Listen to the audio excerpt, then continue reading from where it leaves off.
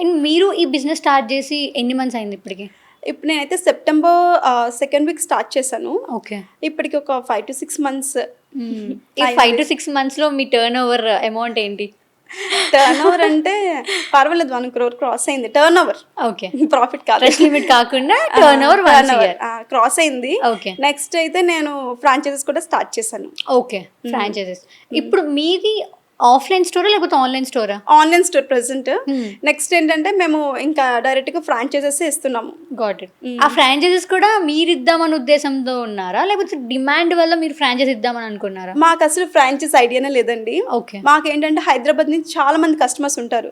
Regular call చేసేవాళ్ళు, మాకు urgent 20 kgs కావాలి, 30 kgs కావాలి, ఎందుకు మేడం మీ స్టోర్ ఇక్కడ ఓపెన్ చేయకూడదు? లిటరల్లీ నాకు 10 members కన్నా ఎక్కువ కస్టమర్స్ అడిగారు స్టోర్ ఓపెన్ చేయొచ్చు కదా, ఓపెన్ చేయొచ్చు కదా. సో నాకు మా ఫాదర్ కి ఇంకా స్టోర్ ఓపెన్ చేయాలని ఆలోచన వచ్చింది హైదరాబాద్ లో. ఎందుకంటే కస్టమర్ డిమాండ్ అలా ఉంది, వాళ్ళే కాల్ చేసి అడిగేవాళ్ళు. సో మా బ్రదర్ ఏమన్నారంటే స్టోర్స్ కన్నా మీరు ఫ్రాంచైజెస్ స్టార్ట్ చేయండి. ఓకే.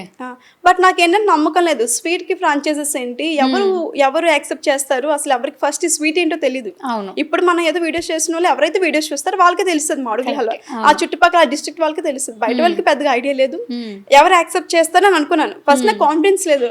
బట్ 1 వీడియో పోస్ట్ చేసాం ఫ్రాంచైజ్ గురించి, లిటరల్లీ 4000+ అప్లికేషన్స్ ఇంకా వస్తూనే ఉన్నాయి.